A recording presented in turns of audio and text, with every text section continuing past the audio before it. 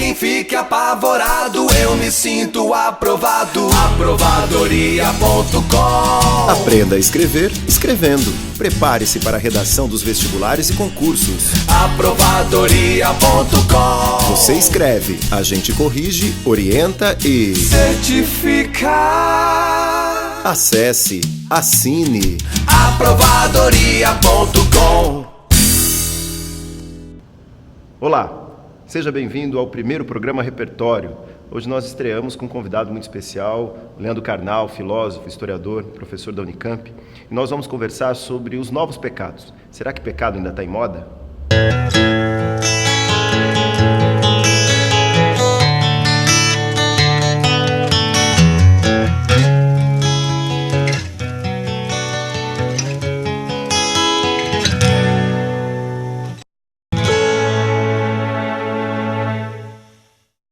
Você já cometeu o seu pecadinho hoje? Estou aqui com o filósofo e historiador Leandro Carnal e a gente vai conversar sobre os novos pecados. Você já cometeu o seu pecadinho hoje, Carnal? Eu cometo vários todos os dias, até porque eu dirijo em São Paulo e dirigi para cá. Então, a ira, por exemplo, foi cultivada ao longo de toda a rodovia. A inveja, dependendo do carro que passasse ao meu lado, mas certamente muitos pecados. Pecar é existir e existir é pecar. Isso é interessante. Então, essa ideia de... Você acha que o pecado saiu de moda? Bom, dizem que a estratégia mais brilhante do demônio é fazer com que não acreditem que ele exista. A verdadeira estratégia de dominação é eliminar o dominador. O pecado pode sair de moda como discurso teológico, apesar da religião ir bem nesse início do século XXI. Mas os pecados continuam existindo, até porque eles dão certo prazer à vida. Nós não teríamos tanto prazer sexual se não existisse, por exemplo, na nossa sociedade, interditos, tabus e moral. O pecado, a gente pode afirmar que o pecado mudou ao longo da história. Então existe uma relação entre o que a sociedade quer que aconteça e os pecados que essa sociedade considera? Correto, e haja vista como Dante classifica no seu Inferno no século XIV. Dante coloca no segundo círculo a luxúria, os pecados da infração sexual, e coloca no último círculo do inferno a traição dos superiores. O pior de todos os pecados no século XIV, Dante chama de felonia, ou seja, trair os benfeitores. Hoje, trair os benfeitores ou falar mal de chefes é quase uma virtude, é quase uma obrigação moral. E desde o século XIX, ou pelo menos desde Freud, a sexualidade ganhou uma importância que ela não tinha na Idade Média. Por exemplo, a ideia de que a sexualidade cresceu como discurso moral e de pecado e a traição de superiores praticamente desapareceu é uma questão que mostra como o pecado, como toda a concepção cultural humana, ele variou bastante na história. E sempre com essa característica de ser utilizado por alguma instituição também para uma espécie de controle, para uma espécie de regulação? Não existe possibilidade de controlar as pessoas se você não estabelecer um código do erro, um código de autoridade, de certo e errado, de faça e não faça. Não existe sociedade baseada inteiramente na liberdade. As sociedades, para se constituírem, estabelecem normas, algumas de forma muito clara, muito explícita, outras de forma mais disfarçada ou mais metafórica. A sociedade ocidental de base judaico-cristã estabeleceu fórmulas ao longo de muitos e muitos séculos. No começo da nossa conversa, você falou do pecado associado à ideia da vida mesmo, né? O pecado como parte, me parece que inerente ao ato de viver. Fala um pouquinho disso, porque normalmente o senso comum pensa no pecado como algo do qual a gente deve fugir. Mas parece que isso é absolutamente impossível, improvável que você consiga fazer. Então fala um pouquinho sobre isso. A natureza humana é uma natureza tendente ao erro. Eu vou lhe dar um exemplo bastante banal. Eu caminho, eu ando, eu treino caminhar há 50 dos meus 51 anos, já que eu comecei a andar por volta de um ano. Eu faço isso todos os dias. Um treino diário de 50 anos e eu tropeço. Ou seja, o que mostra que nem todo treino é eficaz. Treinar o respeito ao outro contraria a minha natureza. Treinar a contenção sexual contraria a minha natureza. Treinar dizer sempre a verdade contraria a minha natureza, já que mentir é uma estratégia de sobrevivência. Só que o pecado é a primeira prova de que eu exerço meu livre-arbítrio, logo é a primeira evidência de que eu tenho liberdade. A história Começou com o pecado de Adão e Eva na narrativa judaico-cristã. Ou seja, se Adão e Eva não tivessem pecado, não haveria história, porque o paraíso seria insuportável. Todos os dias, vida eterna, plena saúde. Só há agitação a partir daquilo que um grego que não tinha a nossa moral chamava por uma palavra chamada híbris, o desequilíbrio, que dá origem à tragédia. Para nós, o que causa a tragédia é o pecado. Nós temos um interesse enorme pelo pecado, o nosso e o dos outros. A fofoca que nós exercemos tem a ver com o pecado. E eu diria até que nós não gostamos de pessoas virtuosas. Imagine uma mulher descrevendo às suas amigas seu marido dizendo: ele é sempre pontual, ele é nunca grosseiro, ele é sempre educado, ele nunca para de trabalhar, ele sempre diz a coisa certa. As amigas bocejariam, porque não há nenhum atrativo nesse tipo de... É muito Nelson Rodrigues isso, né? Muito Nelson Rodrigues. O personagem Nelson Rodrigues faz tudo certo e o casamento vai mal por isso. Quando começa a fazer tudo errado, o casamento fica bom. E há um interesse também, pegando a metáfora do Nelson Rodrigues, quando ele pega a cena de um homem que segue a mulher adúltera num conto, e a mulher trai, e ele entra no quarto e a mulher está traindo com um amante, e ele grita, o amante pula pela janela, e o Nelson escreve belamente: quando o casamento entra, o sexo desaparece.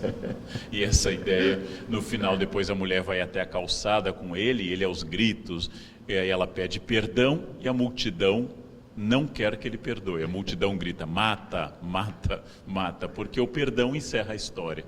O perdão é um final feliz que nós não queremos, especialmente para os outros. Então a gente pode até pensar que, se nós estamos onde estamos hoje no século XXI, isso tem muito a ver com os pecados que muita gente cometeu. Há uma ideia que é dita como uma espécie de piada, mas que é séria, que a Itália dos Borgia, a Itália dos papas pecaminosos, a Itália dos assassinatos de Lucrécia Borgia, produziu Dante, produziu Leonardo, produziu Rafael. E a Suíça, com 500 anos de estabilidade, a Suíça produziu o relógio Cuco. Ou seja, que é essa instabilidade que cria em nós a possibilidade de existir. Na verdade, o erro é uma das coisas mais pedagógicas e criativas que nós temos. A felicidade tem um poder emburrecedor. Talvez por isso que um casal apaixonado nos pareça tão estúpido, porque de fato são. Um homem e uma mulher, dois homens ou duas mulheres se olhando apaixonados, são absolutamente imbecilizados, porque o amor imbeciliza, e o pecado, a traição, gera movimento, gera dinâmica, gera vetor e gera sentido. Esse movimento gerado pelo pecado é o que a gente vai falar também no próximo bloco. Me parece que os pecados passaram por uma certa transformação. O que era pecado antes, hoje é considerado virtude. O Karnal vai conversar com a gente sobre isso daqui a pouco. Lembrando qual é o objetivo do nosso programa. O programa Repertório, que faz parte do aprovadoria.com, tem o objetivo de trazer uma visão fora do senso comum de temas que são importantes para criar exatamente o que o nome diz: repertório para você que presta concurso ou vestibulares. A gente volta daqui a pouco.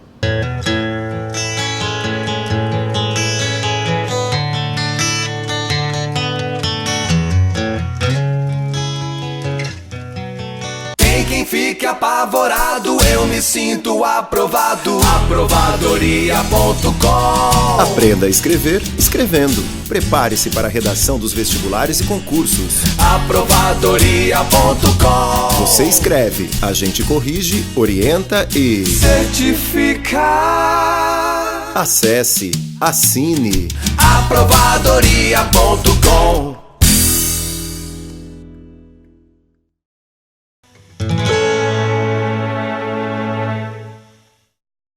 Estamos de volta com o repertório, hoje recebendo o filósofo e historiador Leandro Karnal. Nós estamos falando de pecado. Karnal, os pecados mudaram, né? O que era considerado pecado antigamente, hoje parece que nem é mais pecado e parece que existem novos pecados, até para o Vaticano, não é isso? Qual o pecado, por exemplo, que existia, que era considerado uma grande falta e que hoje é considerado uma virtude? Para os judeus, por exemplo, a idolatria é o pecado mais abominável, aliás, recebe essa palavra, abominação. E hoje a nossa preocupação com a veneração de imagens, ela é muito menor. Obedecer às ordens dos superiores, como nós tocamos indiretamente antes, era considerado uma grande virtude. Hoje o nerd, o obediente, o geek, a pessoa ligada à ordem, ela é considerada pouco criativa, ela não é empreendedora, é uma pessoa que tem problemas porque aceita as coisas. Nós hoje consideramos a rebeldia um valor. Consideramos que grandes rebeldes, como Steve Jobs, por exemplo, são empreendedores porque saíram da caixinha, pensaram fora, foram originais. A Idade Média consideraria que isto é um princípio diabólico, ou seja, é o demônio que pela primeira vez se rebelou contra a ordem divina. Mas de alguma maneira o empreendedorismo continua sendo um grande problema. Eu tenho uma versão gigantesca da palavra empreendedorismo. Eu acho que isso representa um incentivo a um determinado comportamento que causa uma série de problemas que nós temos hoje na sociedade. É que eu acho que é uma confusão com o termo, não?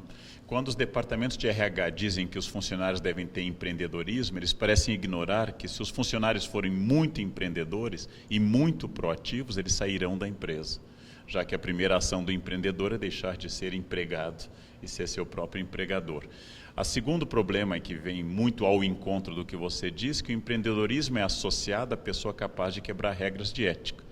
O mesmo Steve Jobs, na sua biografia autorizada, diz que o primeiro dinheiro que ele fez na vida foi com uma caixinha com a qual ele roubava sinal de interurbano da AT&T americana. Um outro empreendedor brasileiro, hoje numa situação diferente, que é o Ike Batista, se orgulha na sua biografia de ter feito contrabando de pedras preciosas da Europa e ter começado o seu dinheiro assim.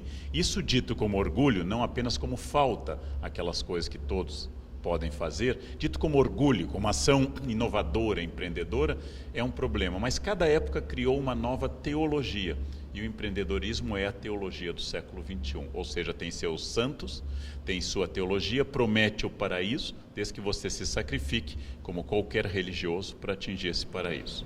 E acaba criando aquela mesma distorção, né, que a religião cria.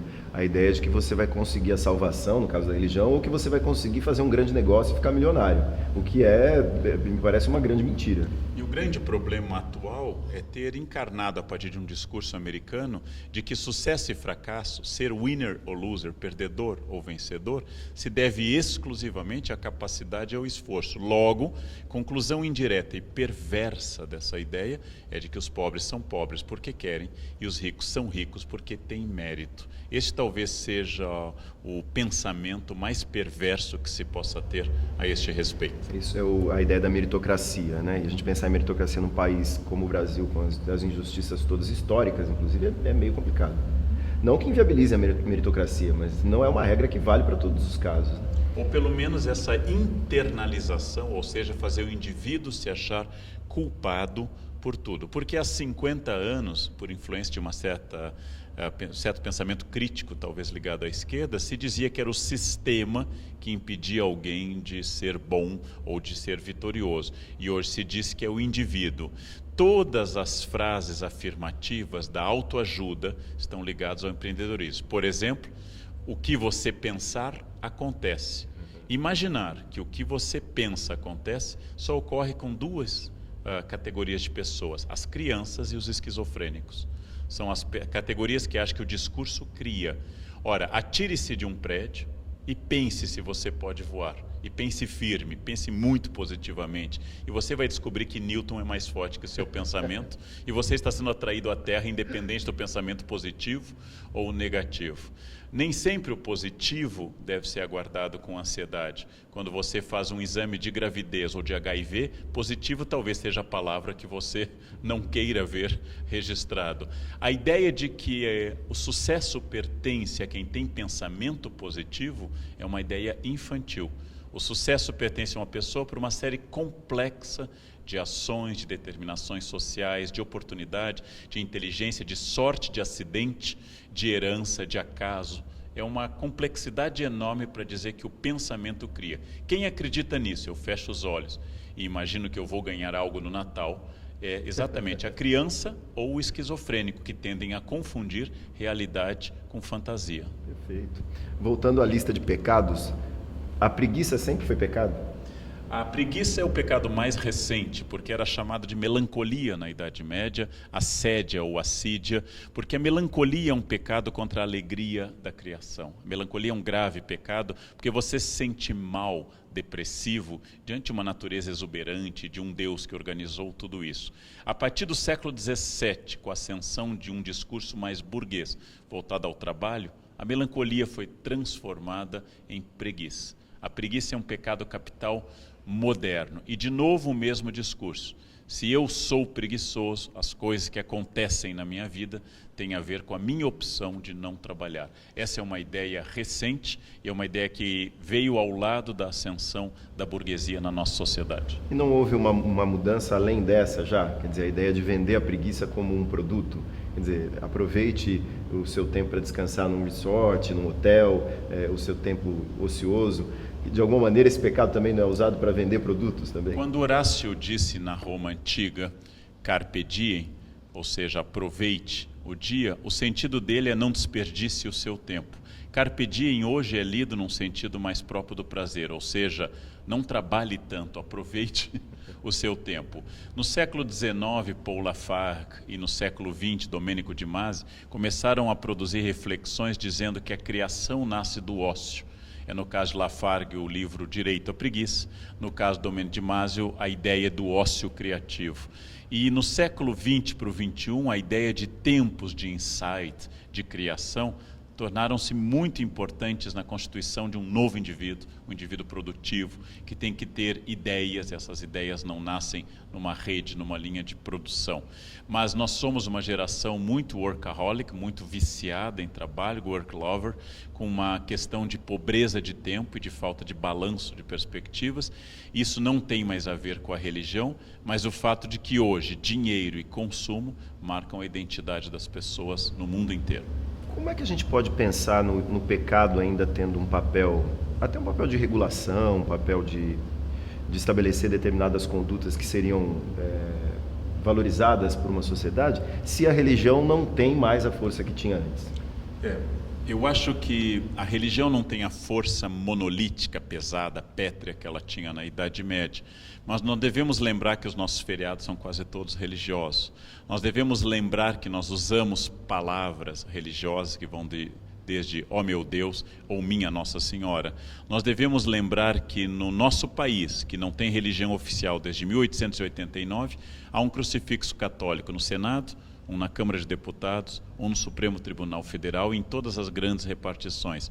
Nós devemos lembrar que, feita uma pesquisa por uma grande revista brasileira sobre em quem o eleitor não votaria e colocando os impeditivos do preconceito clássico, mulheres, negros, gays e ateus, disparadamente ateus era o maior grupo em que as pessoas não votariam, porque ateu parece ser um defeito de caráter. Para a média das pessoas, ser ateu significa não ter princípios. Considerando que na história grandes assassinos eram religiosos, desde a Inquisição até ditadores do século XX como Francisco Franco, ultracatólico e autorizando o bombardeio de Guernica pelos nazistas, a pergunta é a seguinte: dá para ser religioso e ter ética? É quase o contrário. Com essa reflexão a gente passa para o intervalo, daqui a pouco a gente volta e eu vou perguntar para o Karnal qual é o pecado preferido dele.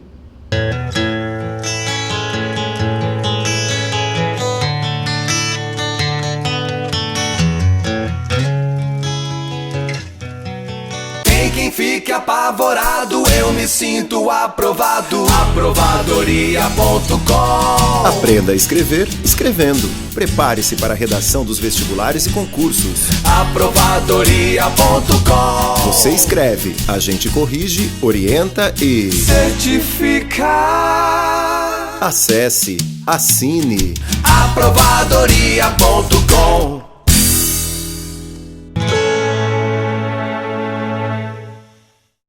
Voltamos com o repertório, hoje com o filósofo e historiador Leandro Karnal. Nós estamos falando de pecado. Eu estou aqui com o livro Pecar e Perdoar, Deus e o Homem na História. É o último livro do Leandro Karnal. A gente falou muito de pecar e você fala de pecar e perdoar. Você falou do perdão como aquele que encerra, ele frustra, na verdade, esse jogo todo, né? Quer falar um pouquinho sobre isso? O que motivou esse livro, Pecar e Perdoar? Eu resisti, como eu digo no livro, a esse convite, porque eu achava que seria um livro para ninguém. Porque o livro Pecar e Perdoar deveria ser escrito para religiosos. E os religiosos, ao lerem, veriam que o autor não é um deles. E um não religioso se afastaria desses verbos com rapidez. Então seria um livro para ninguém. Depois eu passei a refletir que ter medo que meu livro seja para ninguém já é o pecado do orgulho. Ou seja, eu já quero que o livro tenha uma grande repercussão, ou seja, já estou cometendo o mais ancestral, fundamental e fundante de todos os pecados, que é o orgulho. Eu faço parte daqueles que acham que, independente do papel da religião hoje, os discursos se transformaram. Um grande sociólogo alemão, Max Weber, disse que o homem, na Idade Média, rezava antes de sair de casa. O homem, no mundo contemporâneo, lê o jornal antes de sair de casa, significando com isso que ele procura proteção para o seu dia agora em outro meio, que é a informação. O momento de maior alfabetização da espécie humana, de maior difusão de conhecimentos graças à internet, de maior universalização das escolas, de maior distribuição de conhecimentos e menor monopólio da verdade de toda a história humana. Um vidente diz que um avião vai cair na Paulista e apresenta como prova ser vidente. E uma empresa muda o número do voo para que isso não ocorra. E pessoas na Paulista, coração financeiro do capitalismo brasileiro, não vão trabalhar. Não estamos no sertão de Canudos, onde Antônio Conselheiro convencia massas. Estamos no coração de São Paulo. As pessoas não vão trabalhar com medo que o avião caia. Evidentemente, a profecia era uma furada, esse é um pleonasmo, toda a profecia é uma furada, a não ser pela regra matemática. Eu posso profetizar tanto que um dia acontece pela regra das probabilidades. E as pessoas, em 2014, continuam com um pensamento místico e mágico. Ou seja, elas ainda acham que a palavra cria, que o discurso instaura a realidade e que enunciar faz acontecer. Elas ainda acham isso. Isso é sinal de que todo esse discurso que formou a sociedade, que é o discurso religioso e moral, ele continua muito forte em todos nós. Sem dúvida. Karnal, filosofar é pecar?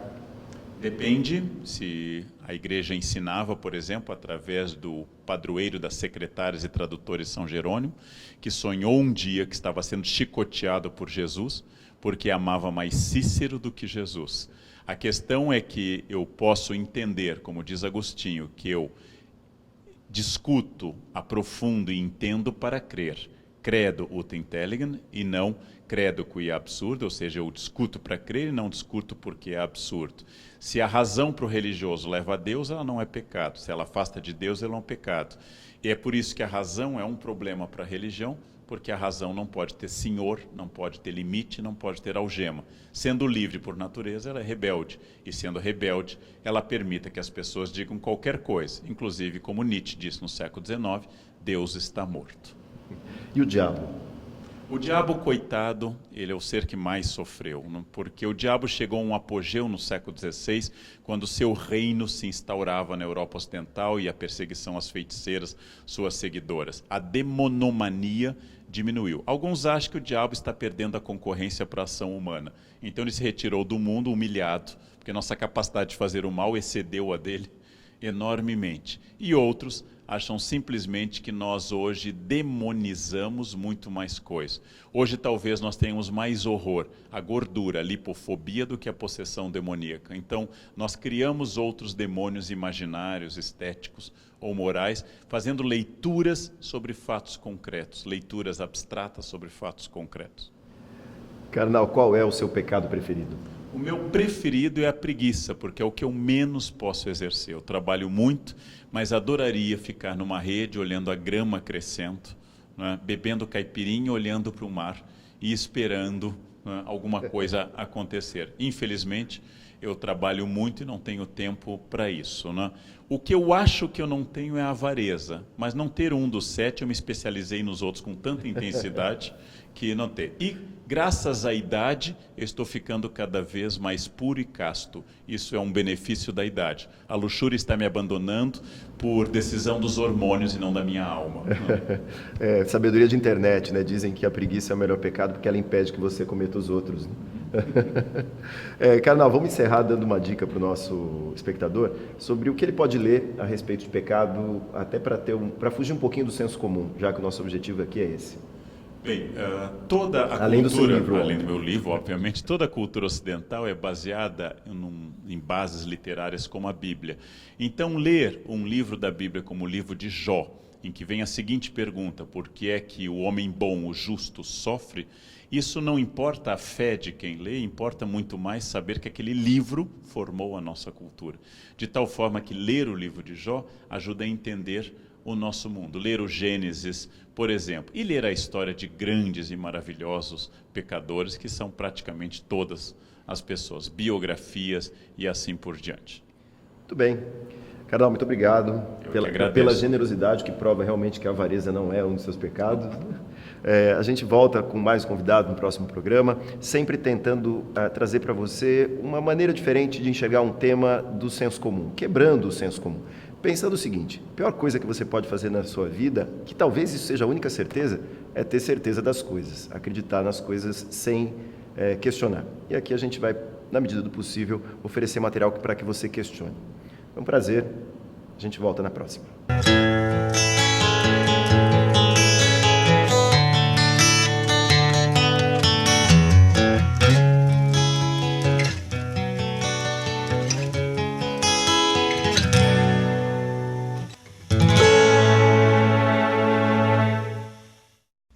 Fique apavorado, eu me sinto aprovado. Aprovadoria.com. Aprenda a escrever escrevendo. Prepare-se para a redação dos vestibulares e concursos. Aprovadoria.com. Você escreve, a gente corrige, orienta e certifica.